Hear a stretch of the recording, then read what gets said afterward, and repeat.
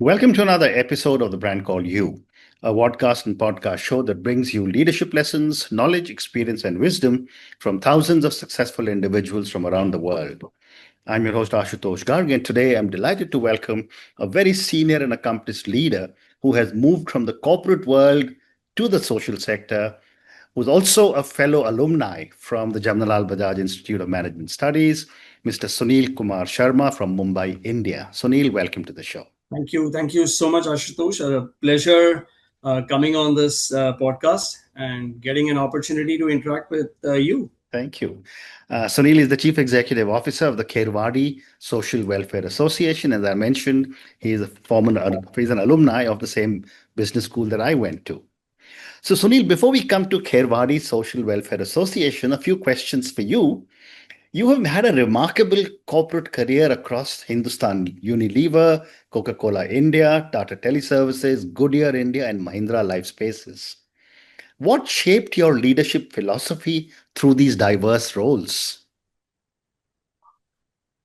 Shape my. Okay, so I think it's basically in all these choices. So I think I've had the opportunity of working in multiple sectors. And I would say that one of the things which has kind of always been a yardstick for me to take decisions in my professional journey has always been around the fact that am I engaged in doing something which is not just feel good, but also do good to the society. And many of my choices have actually also been influenced by the value systems of the organizations that I've chosen to be a part of. And I think having had the opportunity of working with some of the finest companies in the country, interaction with people in those organizations, which were not just business related, but also about life in general. I think so. These individuals at various points of time have had a huge role to play in the kind of person that I've kind of shaped up to be. So there are so many that I can actually think of in this remarkable journey so far. Absolutely. And after so many years in the corporate world, what was the inspiration to move into the social impact sector and lead Kherwadi Social Welfare Association? So that's a very interesting story. I don't know. Should I? So my last assignment in the corporate space was with Mahindra Life Spaces as their chief customer officer, and then my wife and I we kind of set up a business of ours which was in the edtech space, and this kind of coincided with COVID. So we had dabbled into doing something with children way back in 2013. But we were kind of constrained by the brick and mortar format, which is very capital intensive. COVID presented an opportunity to break the shackles of brick and mortar and actually take this entire proposition into the digital space. So that's what we started off doing. Eventually, we merged that business with a larger entity in Bangalore. So my wife moved into that role, and I had time with me. So I worked with a couple of startups in terms of consulting them. And somewhere deep in my mind, I had kind of put a thought to myself that if I was to get back into the corporate space, it would have to be an organization which is not just selling product services. And honestly, I even put a note to myself, which is that I would like to be the CEO of an industry or an organization that is engaged in doing good for people. And lo and behold, October 24, I actually got approached by a consultant. And that note was there in the deep recesses of my mind. And here was an opportunity to actually get involved with an organization which was not trying to reach out to people via products, but actually and genuinely doing something which was about getting these people to get the best out of themselves. So I think I saw some bit of what should I say, fortune, and I do believe in God. So I think I saw some role that God had to play in this one. So it was bound to happen, and I think it just came up. What an amazing answer. Yeah. What also helped me was that this NGO has a very, very strong and illustrious advisory board. So an opportunity to work with some of these stalwarts. So, yeah, that's where I am. Fascinating. So the Kherwadi Social Welfare Association was founded nearly a century ago.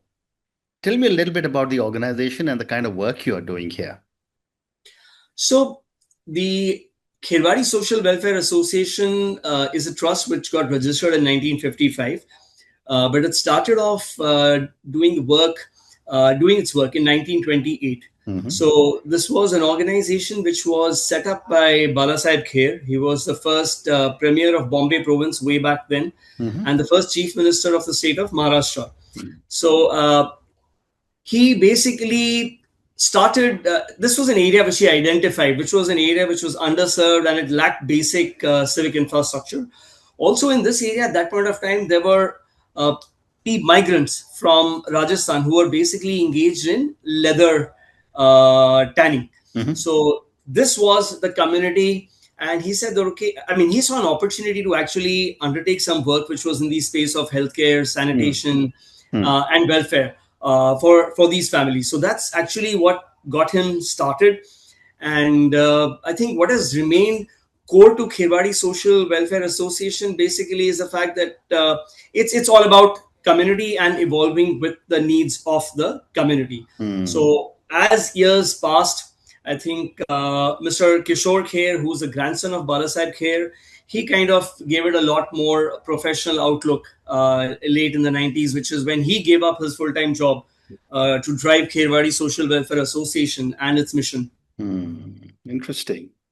And from community welfare in Bandra East to youth skilling across multiple states, how has KSW evolved over the decades? So I think one thing which Kherwadi Social Welfare Association has believed in doing is to evolve with the growing needs and the emerging needs of India as a country. Mhm, So way back in the 50s, it started with basic welfare and health services, and then moved on into education and livelihoods. I think the big shift actually came when the current trustee realized that education without employability was leaving a large section of the youth behind. yeah. And we are right now talking about youth who are underprivileged, means school, college dropouts. And I think they have an instrumental role to play in shaping the communities that they are a part of. So if Mm, you can actually make a difference to these youth, I think we are shaping their families, and through their families, we're shaping the communities. So mm, today, for example, we operate across multiple states, mhm, and with the single-minded objective of providing a second chance to such youth. We are not education focused, I would say. I think what drives us is the desire to provide livelihood mhm, and vocational skillings that we provide through Kherwadi Social Welfare Association is basically just a tool to deliver on the mission of livelihood for the underprivileged. mm. That's amazing. And Sunil, what are some of the biggest barriers faced by school dropouts and underprivileged youth today? So I think it would be fair to kind of assume that it's lack of skills. But in my limited time, so it's been 18 months that I've been here, uh, I think what I do see in my own mobilization efforts and the interactions that I've had with the youth who are kind of beneficiaries of KSWA's program is basically the loss of confidence. I mean, there is a belief in many of these youth that they are not really capable of doing much. Mm, Two, I think it's the lack of awareness that they have in them, or they don't have rather, about the opportunities in the world around them. mm, The third thing I would say is that it's also lack of access to proper guidance or counseling. I mean, mm, they really don't have role models to look up to. And the last thing I would say is that there's always an economic pressure on these youth to try and start earning as quickly as possible and supporting their families. mm, So I think these are some of the challenges. So it's confidence, awareness, access to good counseling services, and the economic pressure. So these, I think, mm. are the challenges that are faced by youth. Yeah. To add to this, youth in the rural areas also face a challenge of limited job opportunities. Correct. So it's more entrepreneurial in nature than anything else. Correct. Well said. And how do you identify young people who have lost confidence and bring them back into learning? Okay. So again, an interesting question. Now, mobilization is where the work of Kherwadi Social Welfare Association actually starts. So we have a fairly large set of people called mobilizers who are working out there in the field, and they're not working there alone. So they're working along with key people. These could be Anganwadi workers, these could be CRP workers, the Gram Panchayat, Sarpanch, etc. And we also work with peer networks. So other NGOs who are kind of working in this space. So there are some NGOs focusing only on school children. So we partner with them after getting these kids to complete school. What next? So therefore, that's the kind of network that we work with. Uh, Having identified youth as a part of the mobilization, I think the first thing that we do basically is to counsel them. And I may have highlighted the bigger challenge is not the hard skills. I think those can be inculcated through courses. The larger work is around soft skills. So at Kherwadi Social Welfare Association, any course, we start with the module of Soch Ka Parivartan, because unless the mindset or the attitude changes, nothing is going to change. So it starts with counseling, trying to understand what the need of these kids are, what are the challenges that they are facing, getting them to come into the right kind of vocational skilling program. What we also do is to create batches of youth who are more or less the same age. So it kind of makes them feel safe and makes them sit with people that they can identify with.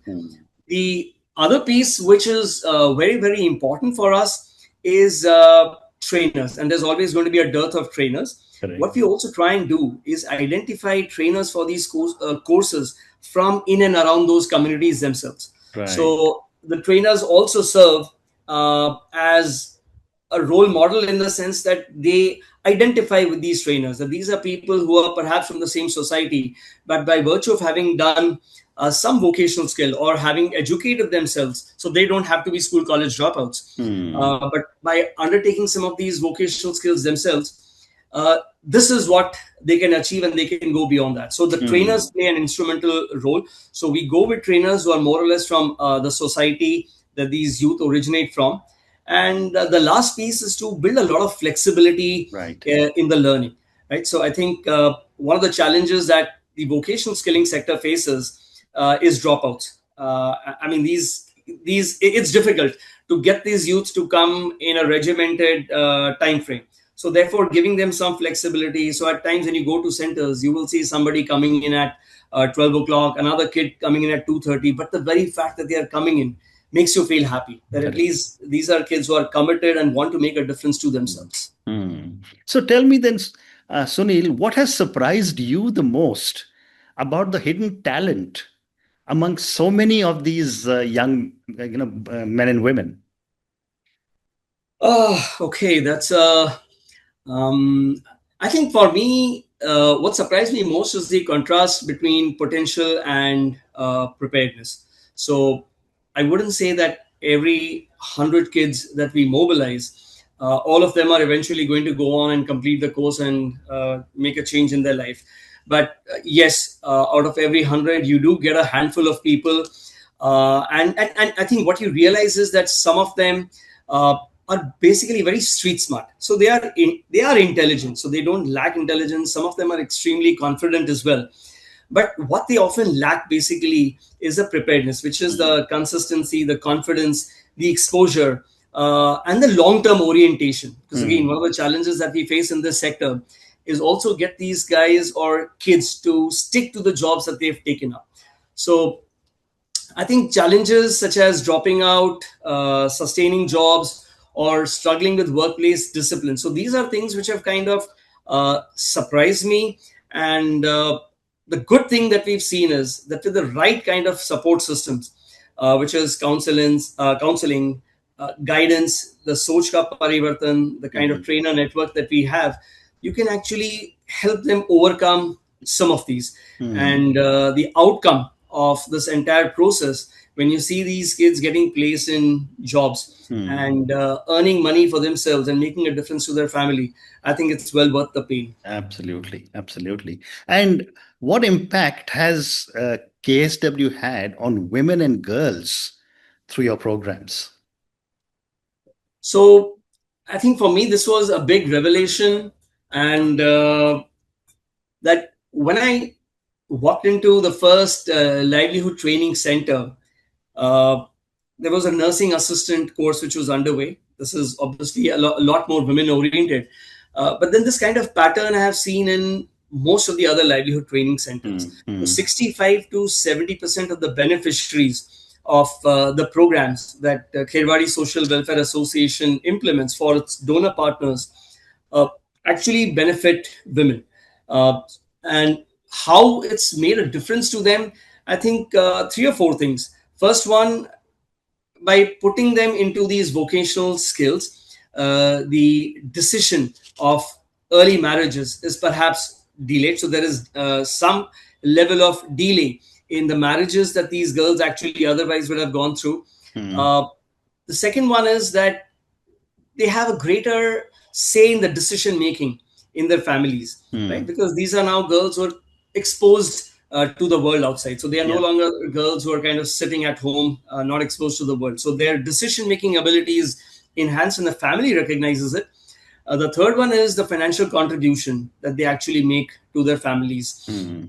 I think to sum it, also what I see in my interaction with these girls is the ability that these vocational skilling courses impart in helping them reclaim their confidence and respect in the society. And trust me, I think when I walk into any livelihood training center and see girls there and young girls there, yeah, it just warms my heart to because these are the youth who actually hold the future of the country. And I genuinely absolutely, believe in the fact that if you can educate a girl, you're educating the family and the community. So absolutely. Very getting well them said.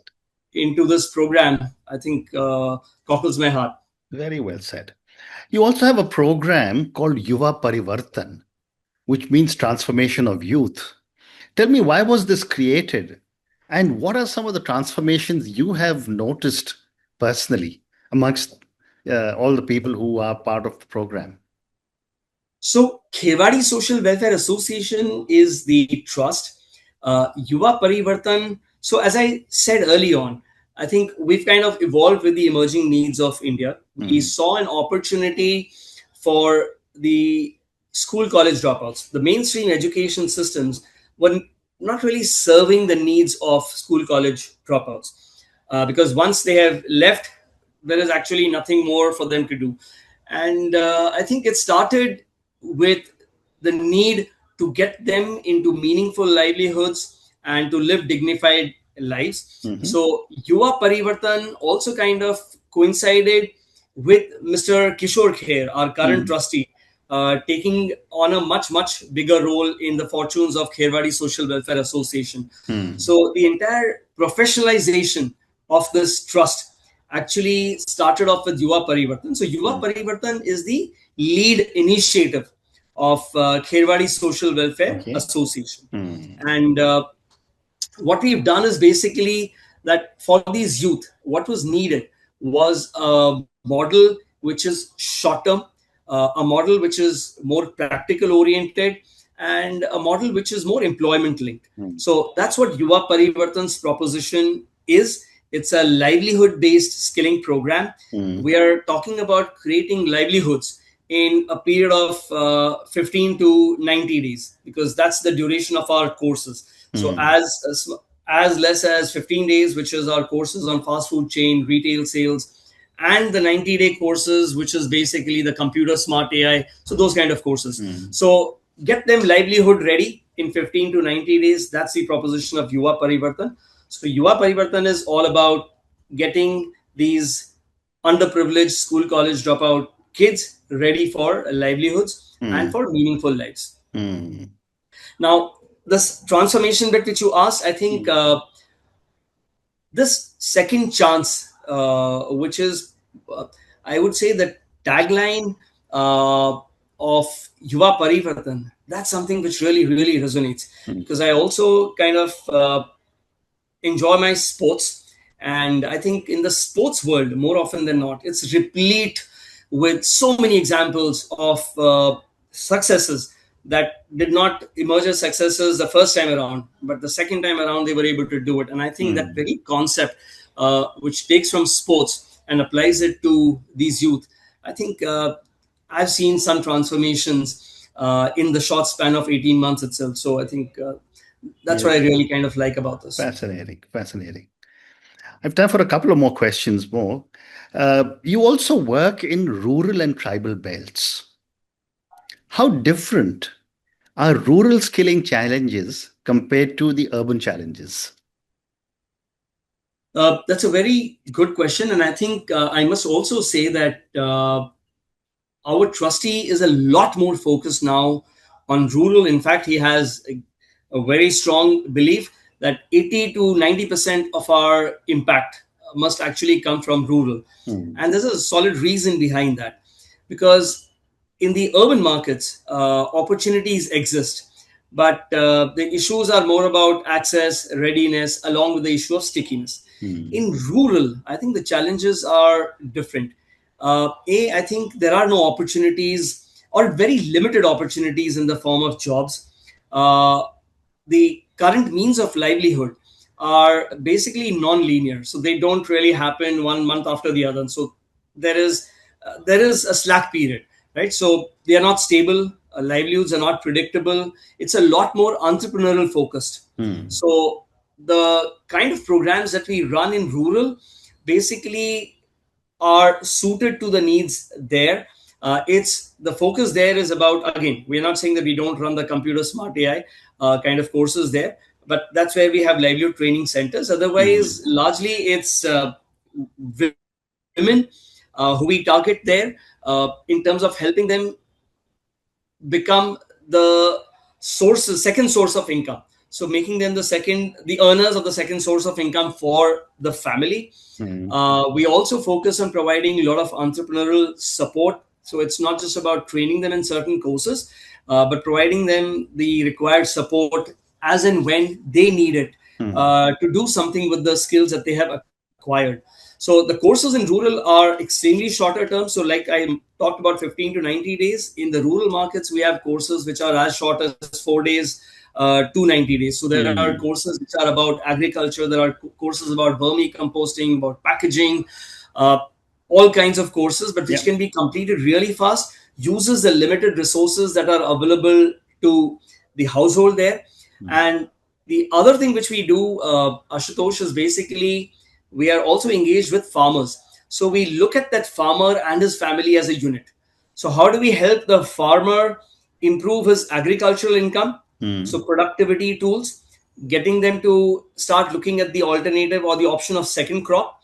How do we address the youth that is a part of this family unit? So giving them the conventional vocational skills that we are talking about. So we have multi-skilling programs such as masonry, carpentry, etc. And then the women, the housewife. How do we skill them? So basically the family as a unit, how do we skill them to help them augment these sources of income for the family? So I think that's the way we look at the rural picture. Yeah, amazing. Two more questions for you. What is your vision for Yuva Parivartan and KSW over the next few years? I think I would probably put it in 3 or 4 ways.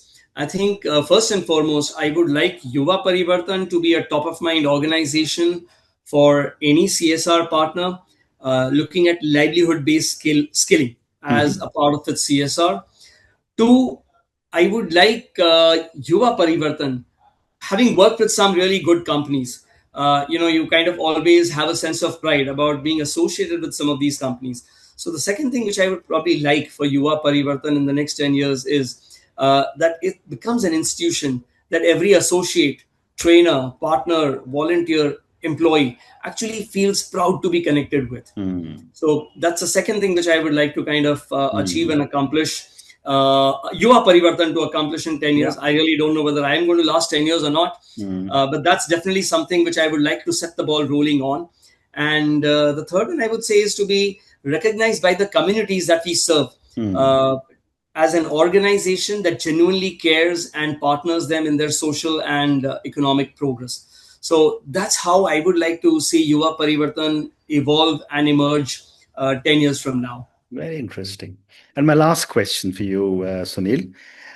If a CEO listening today wants to support KSWA, where should they begin? I think simple. We have three ways in which CSR partners or individuals can partner Yuva Parivartan or Kherwadi Social Welfare Association with. One is basically to get associated with the livelihood programs that Yuva Mhm. Parivartan actually offers and runs. Two, I would say, is that invest in some of the skilling enablers, because Mhm. this is so whilst organizations are willing to partner in livelihood based skilling programs because the impact is far easier to see.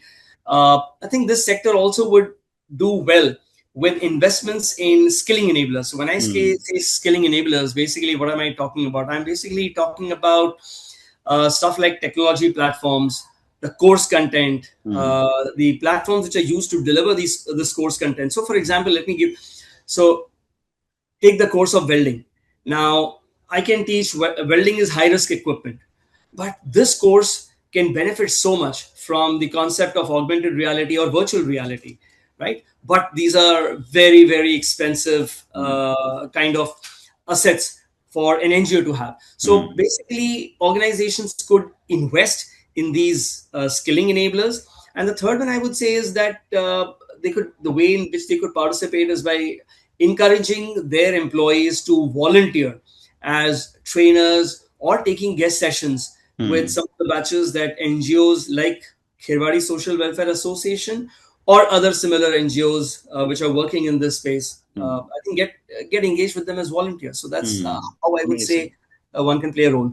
Absolutely. And on that note, Sunil, I just want to say what a fascinating conversation this one has been with you. Thank you for talking to me about your own amazing journey, about the all the great work Kherwadi Social Welfare Association and the Yuva Parivartan is doing, and the amazing way you're leading it.